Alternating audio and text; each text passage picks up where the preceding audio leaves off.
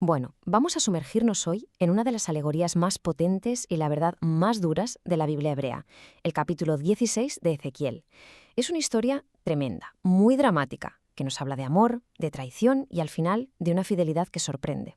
La pregunta que va a guiar todo este análisis es precisamente esa.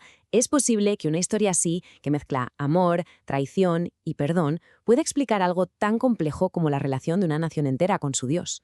Pues el capítulo 16 de Ezequiel lo intenta, y lo hace con una intensidad narrativa increíble. Muy bien, pues entramos de lleno en el primer acto de esta historia, que se divide en 5 partes. Aquí es donde conocemos a la protagonista, que es una representación alegórica de Jerusalén, y descubrimos sus orígenes, que son, como veremos, bastante desesperados. El texto va directo al grano, sin rodeos. Los orígenes de Jerusalén en esta alegoría no tienen nada de nobleza. Se nos dice que es hija de amorreos y eteos, pueblos de Canaán conocidos en la región por su perversidad. O sea que desde el principio se deja claro que no había nada especial en ella por nacimiento. La imagen que pinta el texto es desoladora. Se describe a una recién nacida completamente abandonada. Ni la lavan, ni la envuelven en pañales, nadie tiene compasión de ella. Simplemente la arrojan a un campo abierto para que muera. Se subraya un desprecio total por su vida, una vulnerabilidad absoluta desde el primer segundo de su existencia. Y justo aquí, en este momento, llega el primer gran giro de la historia. En medio de esa escena de muerte casi segura, Dios pasa, la ve y pronuncia una orden que lo cambia absolutamente todo. Vive. Es un acto puro de compasión, un rescate divino que la arranca de las garras de una muerte que era inevitable. Pasamos ahora al segundo acto, y aquí la historia da un giro de 180 grados. Pasamos del rescate a un periodo de bendición, de una elevación increíble. Esa niña que estaba abandonada es criada hasta convertirse, nada menos, que en una reina. A ver, lo que es realmente interesante aquí es ver que no fue un rescate y ya está. No.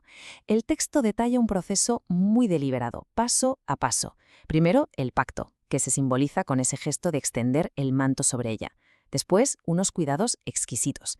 La lavó, la ungió con aceite, la vistió con las mejores telas y finalmente la coronación, adornándola con oro y plata hasta que prosperó y llegó a ser reina. Una transformación total. Y claro, su fama se extendió por todas partes, entre todas las naciones. Pero el texto es muy claro en un punto que es clave. Su belleza era perfecta solo porque era un regalo, un don de Dios. No era algo que ella hubiese conseguido por sí misma. Y con esto llegamos al punto de inflexión más dramático de la historia, el tercer acto.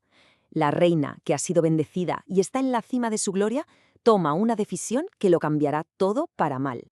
Aquí está el corazón de la traición. Confió en su propia belleza, como si fuera suya, olvidando que había sido un regalo, y la usó para sus propios fines. La alegoría utiliza una palabra durísima para describir esto: prostitución. Y para entender bien a qué se refiere, tenemos que analizar un concepto clave. El texto habla de prostitución, sí, pero en realidad se refiere a lo que se conoce como adulterio espiritual. No se trata tanto de una cuestión de moralidad personal, sino de infidelidad a nivel religioso y político. ¿En qué consistía?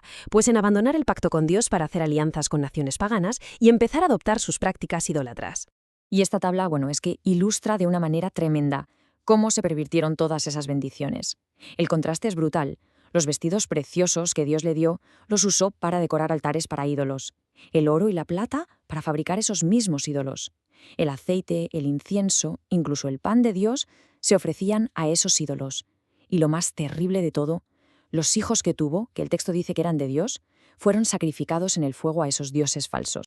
Así que el punto crucial es este. La raíz de toda esta infidelidad, según el texto, es una especie de amnesia histórica. El pecado fundamental fue olvidarse de sus orígenes, de cuando estaba desnuda, desamparada, a punto de morir. Al olvidar de dónde la había sacado Dios, empezó a confiar en sí misma y en sus propios recursos. Entramos ahora en el cuarto acto. Como es de esperar, una traición de este calibre no podía quedar sin respuesta. Aquí se describen las consecuencias inevitables, centradas en un juicio severísimo que presenta el texto. Para que entendamos la profundidad de la corrupción de Jerusalén, Ezequiel usa una comparación impactante. Introduce en la historia a dos hermanas con una reputación terrible en la historia bíblica: Samaria, que era la capital del reino del norte, y la infame Sodoma. Esta tabla lo expone con una claridad que duele. Los pecados de Sodoma, según Ezequiel, eran la soberbia, la gula, la pereza y no ayudar al pobre. Los de Samaria, la idolatría. Pero el veredicto es lo que te deja sin palabras. Samaria no cometió ni la mitad de los pecados de Jerusalén y Sodoma es considerada menos corrupta. ¿Por qué?